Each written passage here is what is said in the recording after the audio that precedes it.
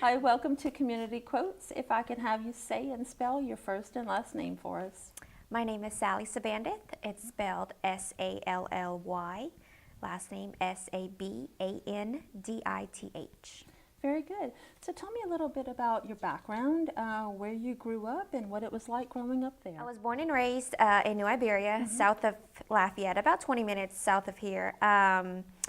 Went to elementary school, middle school, high school there, and then went to UL Lafayette for 4 years and graduated in communications with a concentration in public relations. Is that what you wanted to do when you were a little girl? Actually, no. As a little girl, believe it or not, in 4th grade, I wanted to become an astronaut. I think it's 'cause I had a cool science teacher then, and she kind of, inspired me to want to become an astronaut. What's her name? What's your teacher's name? Got to give a shout out. My 4th grade teacher, her name was Miss Stelly. I can't quite remember her first name, but I remember being in 4th grade, and I think we were studying either the stars or the planets, and I kind of just fell in love with it, and I wanted to become an astronaut. Right. And so that obviously didn't work out. But at what age did you realize, well, maybe I'm not going to be in? I think it was maybe in middle school. I was like, okay, no, never mind, no. And then I was like, okay, then I'll become a nurse. So then I wanted to become a nurse. And I actually majored in nursing my first semester at UL. Yeah. So then what opened your eyes to communications? Let's see, several things. At the time, my mom was hospitalized, and she spent several nights at the hospital. And at that time, I was the only one staying with her because my dad was working, and my older siblings were elsewhere. They were living in other places in the country. And so I spent a few nights with her in the hospital and quickly learned that I did not want to spend the rest of my life in a hospital. Then I kind of just found communications and kind of learned what I can do with it. And since then, I love it. Right. Yeah. So tell me about your first job, where you first worked and what that experience was like and what it taught you. Well, okay, I guess I can mention 2 things. My first job was at a frozen yogurt shop. Okay. It was called Crush Frozen Yogurt. That was my very first job. My parents actually didn't let me work in high school. They were like, no, focus on your grades. Yeah. And so that was my very first job. And then, that was awesome. I mean, who doesn't love frozen yogurt? Right. Yeah. And then my first professional job out of college, I worked for a pharmacy automation company. What they did was they developed software and manufactured machines that they distributed and sold to hospital pharmacies. Okay. So it's kind of complex. I was going to say that doesn't sound like it fits into communication. I did their marketing for them. All right. Yeah, I did their marketing and their social media, and I attended trade shows, as a rep for them. Yeah. It was very technical. It was awesome. I got to meet so many people. I was able to travel to different trade shows all over the U.S. So it was like great. A really good yes. job right out of college. Oh yeah. It was an opportunity that I didn't want to miss. So that was my very first job out of college. Okay. Okay. So tell me about your career path now and where you are and where you foresee yourself in a few years. Well, I guess many people say it's a PR's dream to work for a nonprofit. So I currently work for Women's Foundation. We're a nonprofit. We provide educational programs to the youth on health and wellness. And then we also, on another note, we also provide continuing medical education credits to physicians and pediatricians and OBGYNs. And so I oversee their communications and marketing. And I love it. I have a passion for healthier lifestyles, and with my position now, I'm able to not only kind of practice what I preach, but I'm able to kind of get involved in the community and advocate for healthier lifestyles, not only at work, but outside of work as well. Great, great. And I think with the Women's Foundation, I see you guys coming a long way with marketing. I know when I started working here at AOC, I still had a lot of people in the community wondering who we were, what we did, and just were not aware of all the services that we offer. Do you find that to be the case with the Women's Foundation? Yes, we've kind of gone through several years of identity crisis. When you hear Women's Foundation, everyone's like, wait, what do you do? Right. It's kind of a misconception that we provide breastfeeding classes or we only cater to women, and that's not the case. Okay. We provide educational material and programs for all families, boys, girls, parents, just to overall promote the total health and well-being of families. Gotcha. Now, do you guys have any events coming up? Do you do any fundraisers or anything like that? We do have a small fundraiser. It's actually through Women's and Children's Hospital. Okay. When a baby is born, the parents can buy like a fish tile and have their baby's name hand painted on there. And if you go through the peds branch in the hospital, you can see it's like a big hallway full of fish with all the babies' names that were born. Nice. And then we also have an upcoming program next week during spring break.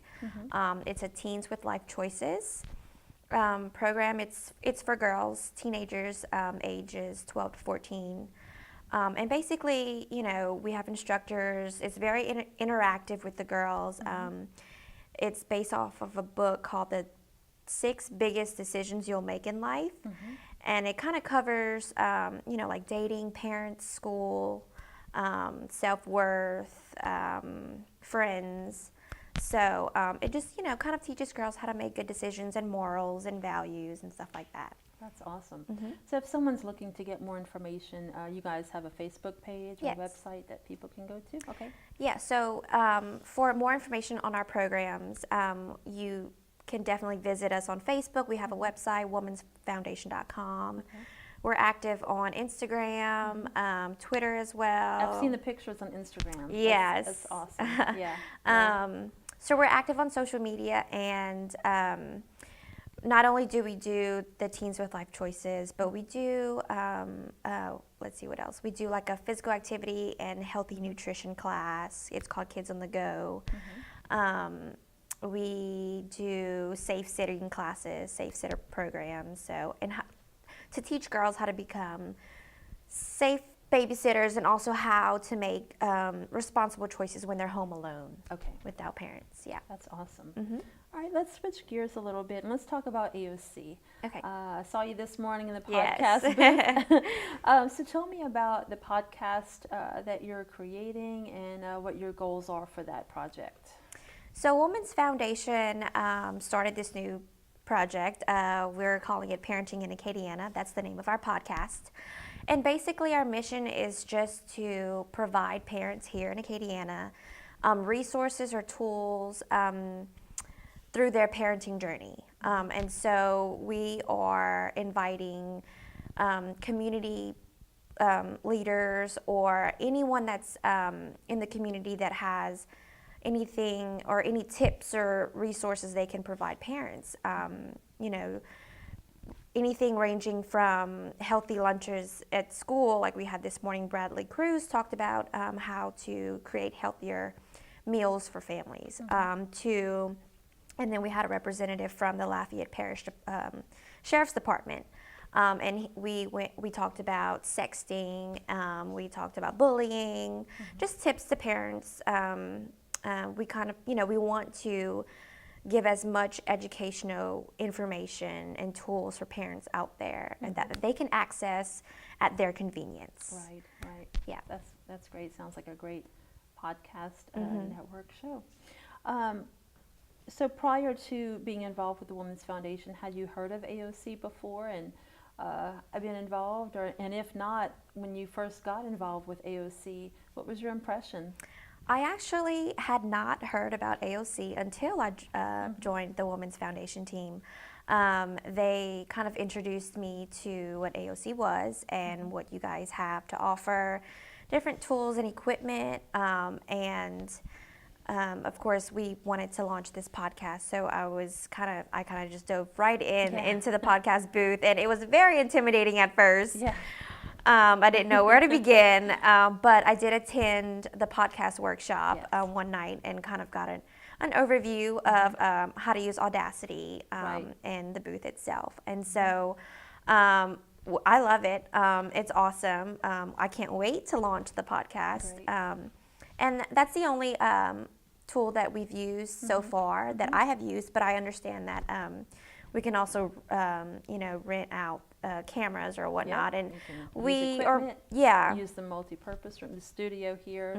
Do you foresee that in the future? Possibly having a show? Yeah. I definitely want to be able to. I definitely see myself using your equipment, definitely to do maybe some video productions. Because we are going through a rebranding process, so we definitely want strong marketing material and production. So I do foresee myself using more equipment here. Great, that's a great answer, and I think we'd love to have that. Let's have a few fun questions in the mix now.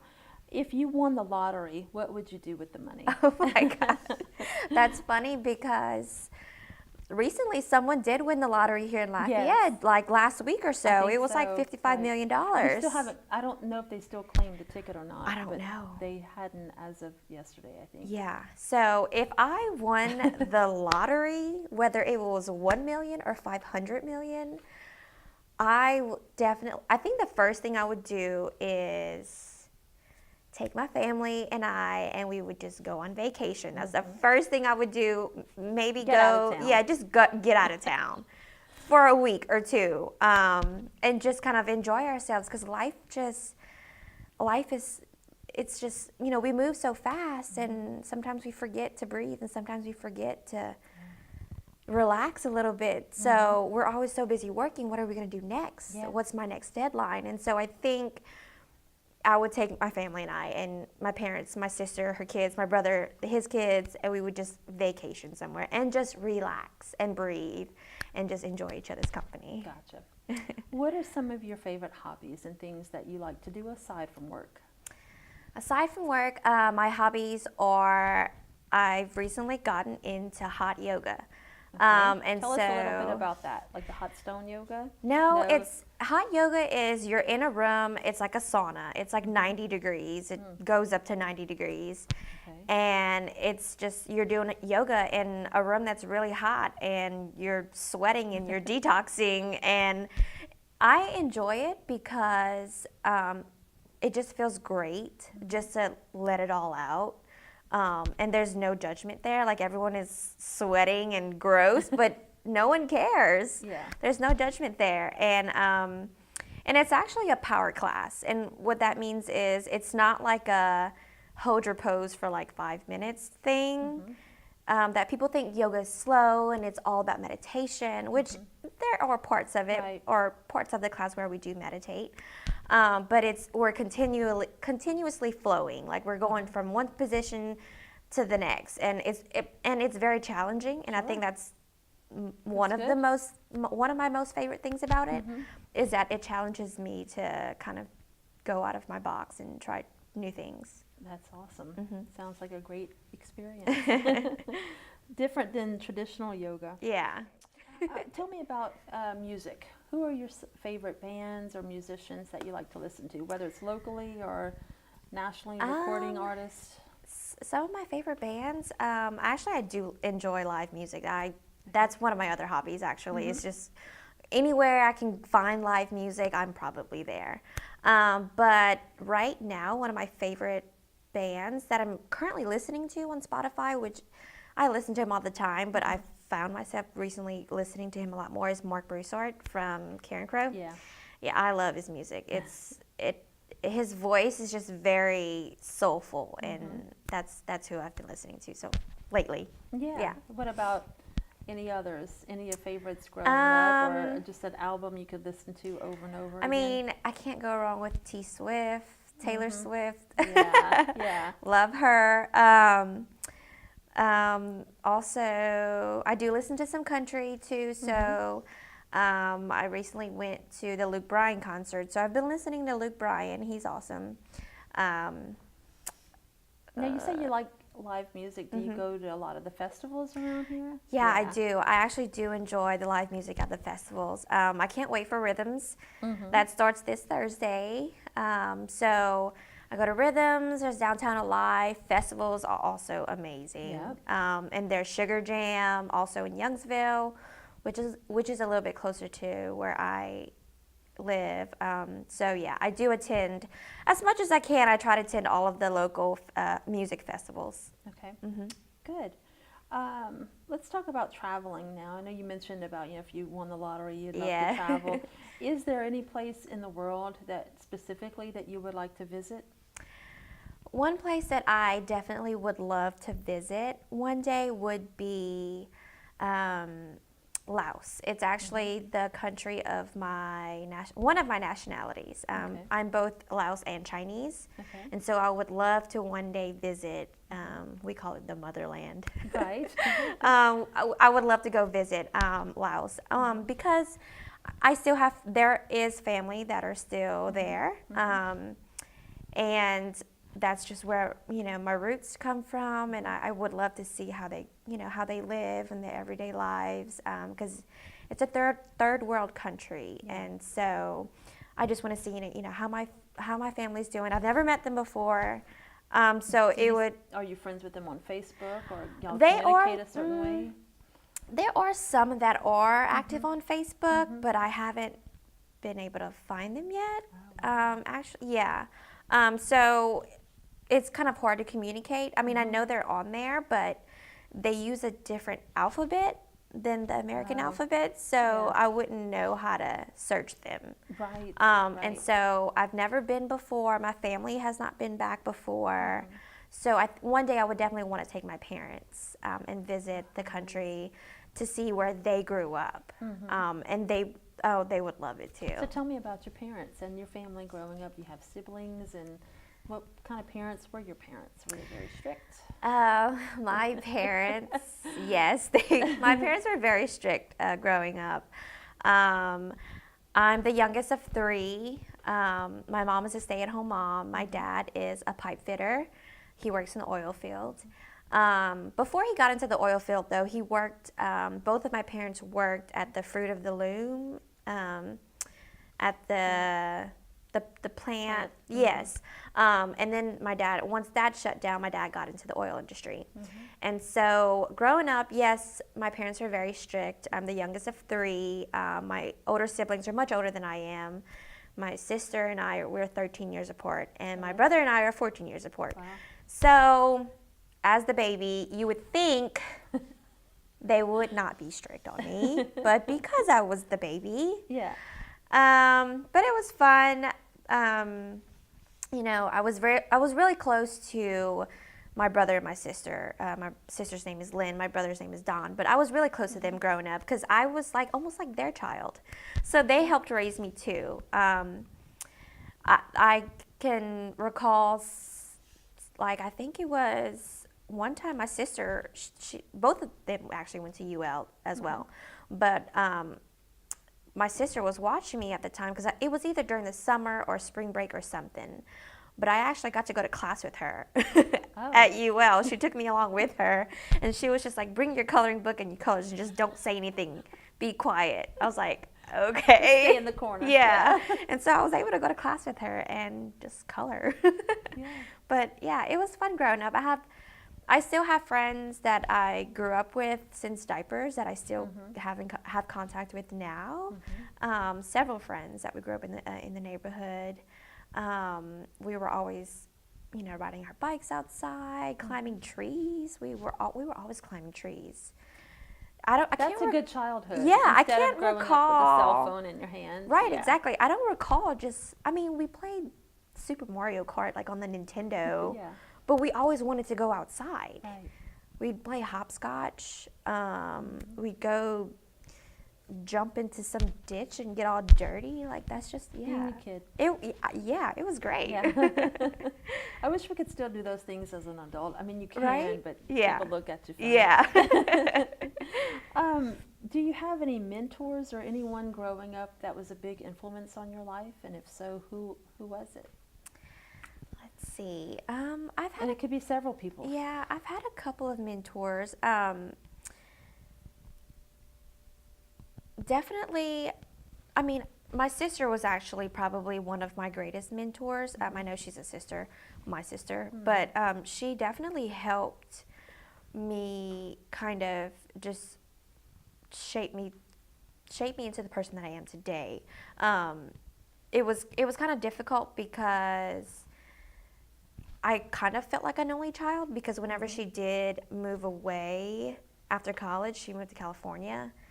I was like the only child, but we still had a great relationship, and so she was able to help me, even though she was, I don't know how far California is from here, but she was still able to, kind of just guide me through life and help me make the right decisions.